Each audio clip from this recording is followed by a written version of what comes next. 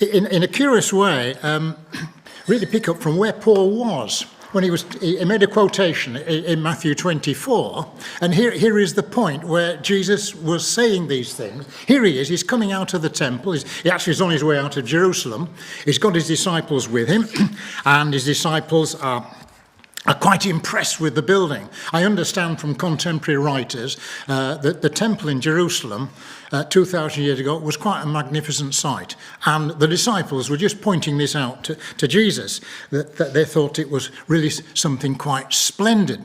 Well, Jesus had some bad news for them.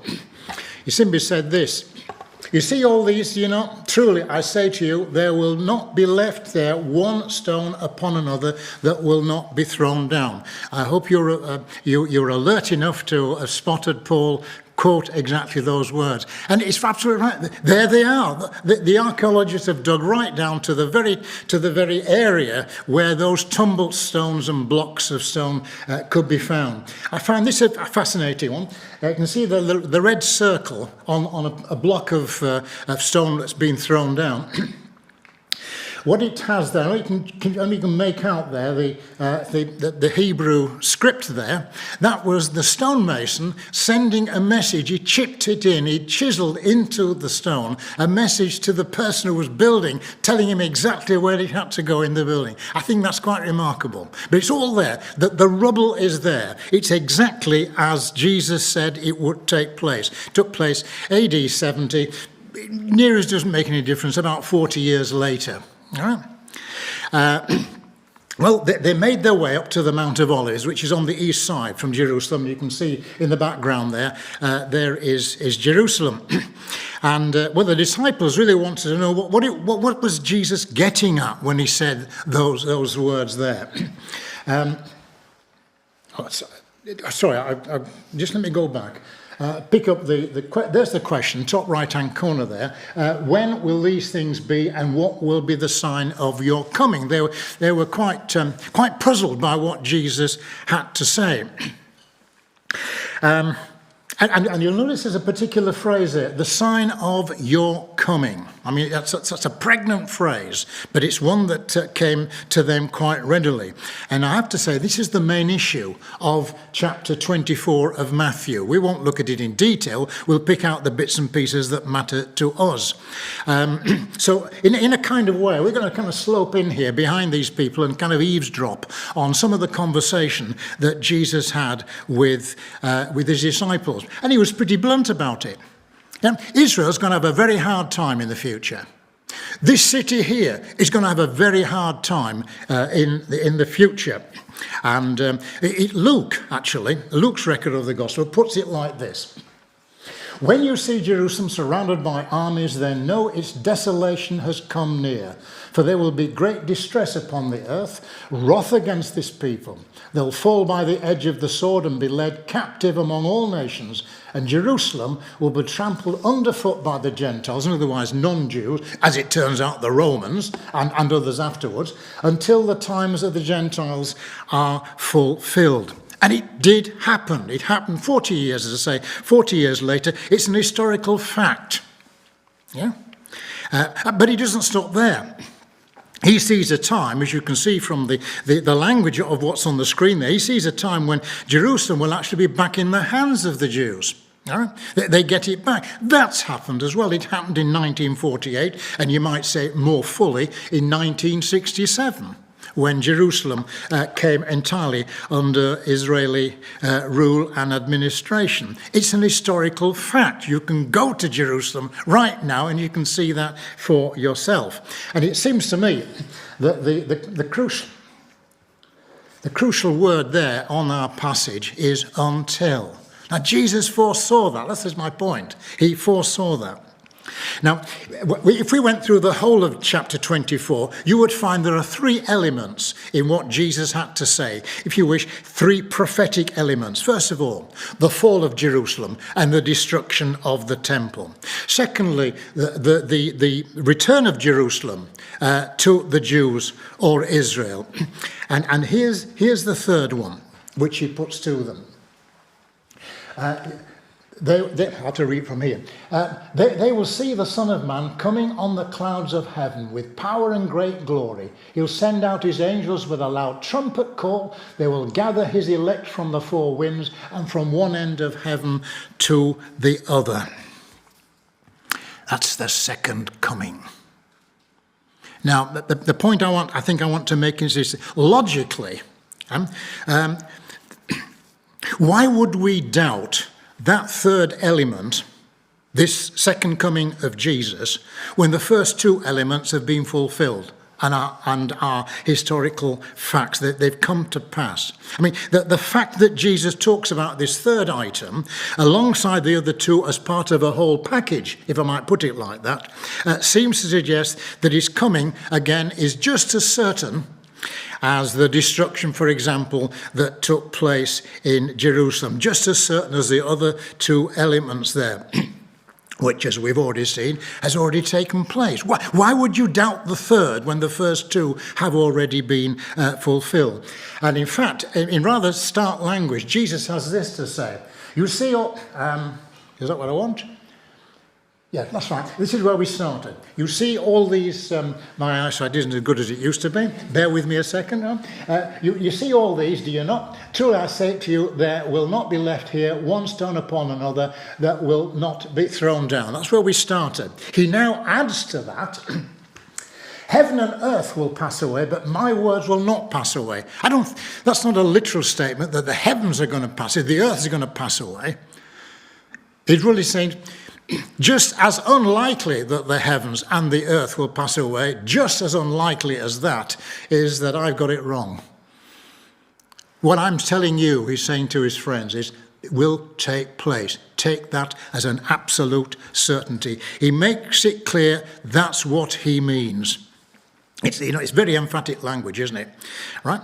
So the king's coming is as certain as the fall of Jerusalem.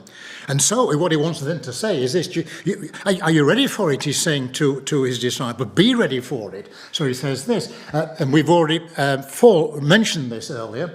They will see the Son of Man coming on the clouds of heaven with power and great glory. So everything is set in place. Now look what he has to say to them. Concerning that day and hour, no one knows, not even the angels in heaven, nor the Son, but the Father only. He then goes on to say, stay awake, for you do not know on what day your Lord is coming. And he still hasn't finished. Therefore, you also must be ready, for the Son of Man is coming at an hour you do not expect. We've come to our title now. All right? So, but incidentally, it just occurs to me, back on a passage when the one I showed you from Luke, with reference to his coming, he talks about sending his angels out to gather his elect. All right? Those that he wants with him in his kingdom when he comes back. He knows who they are, and he will know where they are, whether they are dead, asleep, or alive. The question is, do we know who we are in that respect? Do we belong to him or not? Are we one of his sheep or not? If we are, I have to say, we have no need of any fear on the day of his coming. And what I do like about that passage from Luke is this: it is the greatest comfort to know that he is going to come looking for us. It won't be up to us to go looking for him. I find that a great comfort. Now, last week, John introduced us to some of the days and the times of people like Noah and Lot. You may remember this, for in those days of Noah, they were eating and drinking, marrying, giving in marriage until the day when Noah entered the ark, and they were unaware until the flood came and swept them all away. So will be the coming of the Son of Man. Now, it's the phrase there, they were unaware, that takes a little bit by surprise, possibly. I cannot believe that Noah spent, we do not know how long, just to pick a little item here, I think John suggested 120 years. I think it was a good deal less than that, but this is not the time to discuss that. However long he took to build the ark, I cannot believe that people didn't come up and nudge him and say, what's this all about? What's going on here? Or you can certainly see some cynics saying, fancy building a boat as far away from the sea as you can possibly get. This is daft. What are you up to here? You can imagine, day by day, people will be asking him what he is up to. And I don't doubt for a second he would tell them what he was up to. All right? He would tell them that God has warned him, and he is now warning everybody else who wants to listen to him, that there is a flood to come. And yet, for all the times that Noah would have made that clear to them, it still took them by surprise. That's the point that's being made here. It wasn't that they hadn't heard, all right? It wasn't being unaware in that sense. They just didn't believe it, or that other things in life crowded it out. And so it came suddenly upon them. No warning, because they'd already had it over the years, or however long a time Noah was building the ark. And the other thing, I know there was actually, when Noah and the family went into the ark finally, there was a week's gap, which doesn't need to detain us at this point. But nonetheless, I do not believe for a second the text in Genesis allows us to think that when they stepped on board, Noah then stood at the doorway and said, last call, this is the last call for the ark. There isn't another one coming this way. Last call. And they'd have a look around. Nobody came, probably laughed at him, made jokes about him. He turned to his family and said, nobody's coming. Let's pull the door up. Genesis does not say that at all. It says, and this is Genesis 7 verse 16, I just read it to you, and the Lord shut him in. This is a father's care for 8 people who actually did believe that the flood was coming. The important thing is Noah did not close the door, but God did. And I just like this little section from John. Look at the detail. In the 60th year of Noah's life, in the 2nd month, on the 17th day of the month, you and I are meant to understand this as an historical fact. Why all this information about a precise day on which things took place? You wouldn't make this up, would you? Would you go to that trouble? I don't think so. I doubt it anyway. On that day, all the fountains of the great deep burst forth. The windows of heaven were opened. On the very same day, Noah and his sons Shem, Ham, and Japheth, and Noah's wife, and the 3 wives of his sons with them entered the ark. So, and however we're going to understand some of those phrases there, have you noticed how often the word day is used? There's a day. There was a day. There was a day. Unmistakable message there. But there's, in this instance here, a specific day in history. And likewise, it's Jesus that says that on the same day that Lot left Sodom, fire and sulfur rained from heaven and destroyed them all. In both incidents, there's an issue brought to our attention of a day. There was a day which was a day of salvation for those who reacted to what God had to say, and it was a day of judgment for those who just didn't take it at all seriously. In fact, Lot's sons-in-law thought he was joking. It's sad, isn't it? And I think most of us will have heard of the parable of the 10 virgins, 5 wise and 5 foolish. The foolish ones were foolish because although they'd been warned about the coming of the bridegroom, it isn't that they didn't know the bridegroom was coming. All right?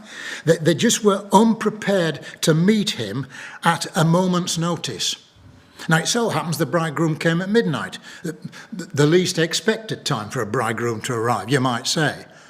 Well, the wise ones were ready. Under all circumstances, they were just ready. And sadly, the foolish ones weren't. And notice the parable. Notice at the end of the parable, the comment there, watch therefore.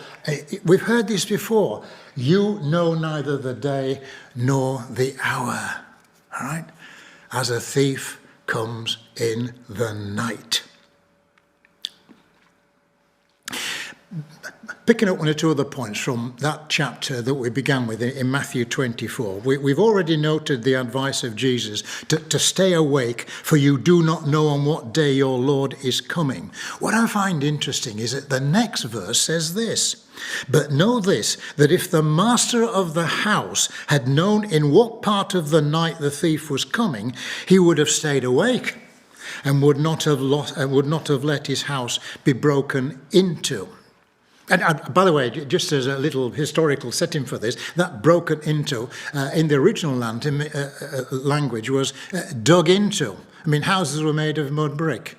And you didn't go through the window, you didn't go through the door, you dug through the wall. So this breaking through is of a rather different nature to the ones that you and I might be used to. Now words are important here. The man, if you've got the picture there, so read it again. If the master of the house had known in what part of the night the thief was coming, he would have stayed awake and would not have let his house be broken into. So you got the picture? Quite clearly, the man knew it was that night that the thief was coming. But he didn't remain alert or ready for the thief at any moment during the night. It's rather like the foolish virgins in a kind of way. They knew bridegroom was coming, but he still took them completely by surprise. Jesus provides a rather interesting image elsewhere. He says this. By the way, this is also in Matthew 24. For as the lightning comes from the east and shines as far as the west, so will the coming of the Son of Man be.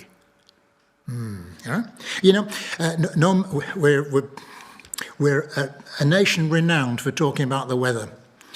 Probably for very good reason. But no matter how detailed or how accurate a weather forecast may be about thunderstorms to come, you know as well as I do, that flash of lightning and thunder takes you by surprise.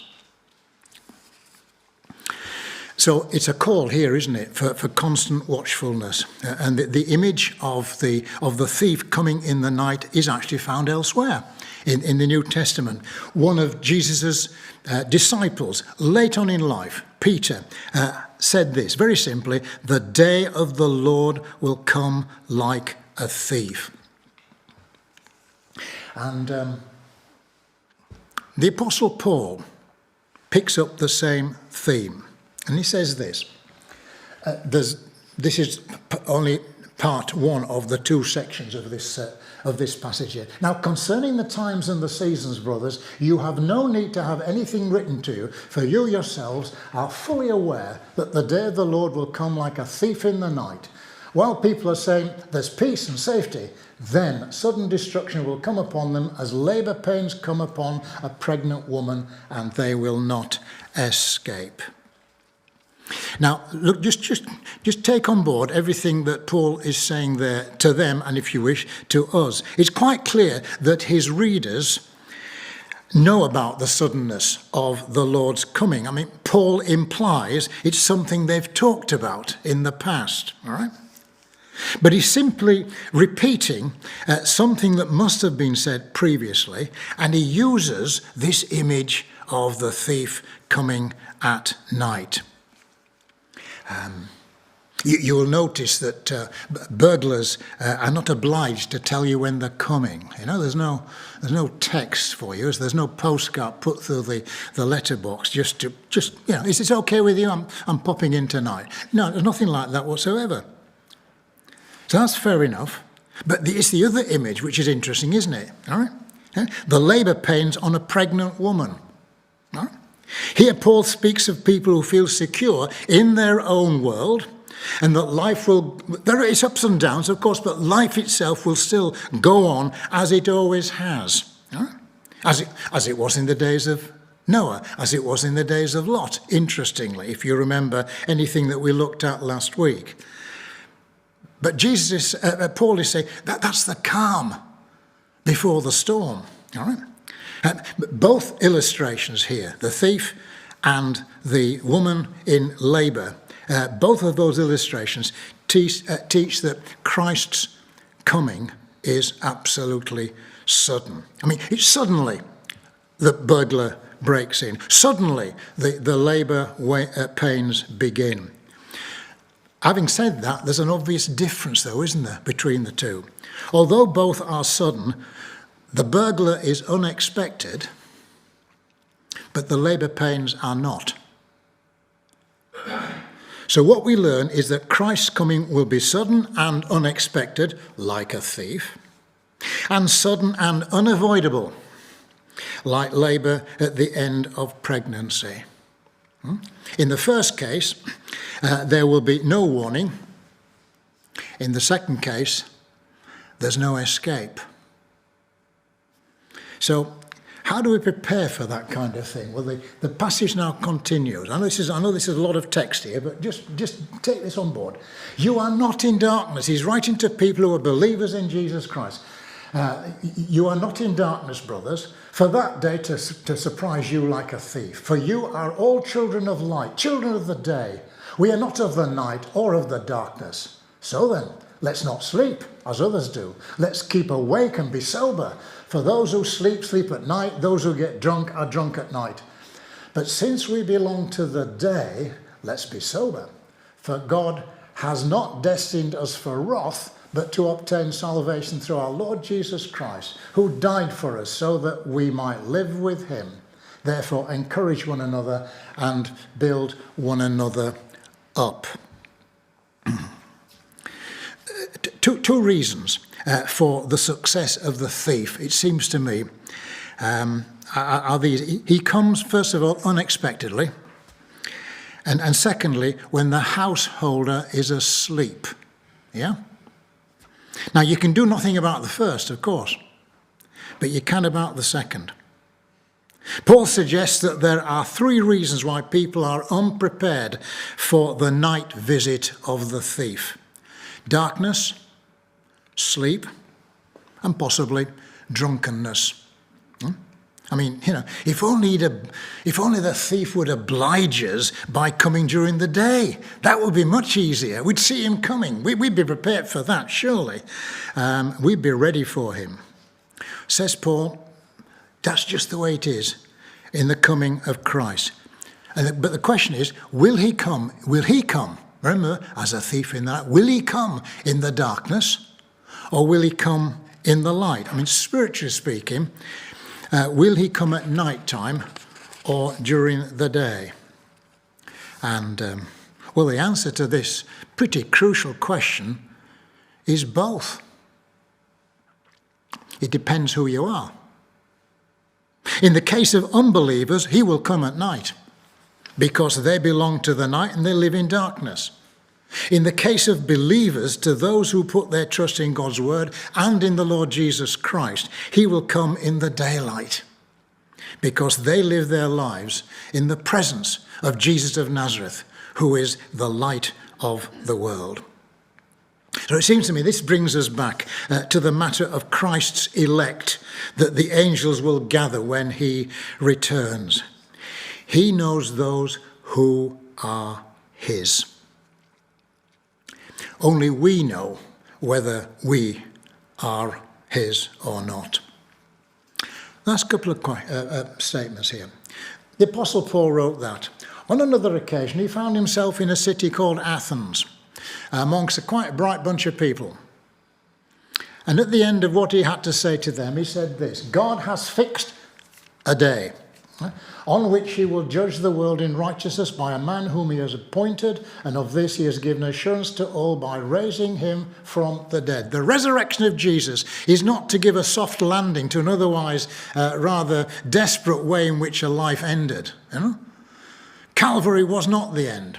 The resurrection of Jesus was not the end. There is still more of his story to be told, and that story it resides in the second coming of Jesus. There's only one person that God has raised from the dead, never to die again. That's his Son, and he's the one who's going to come back. But you'll notice now is fixed a day on which he will judge the world in righteousness. And here are some words from the King himself. Watch yourselves, lest your hearts be weighed down with dissipation, drunkenness, cares of this life, and that day come upon you suddenly, like a trap, for it will come upon all who dwell on the face of the whole earth. But stay awake at all times. I've not shown everything to you. I hope I've shown sufficient to show that there does seem to be a pretty clear message here. Just make sure you don't get caught in the trap.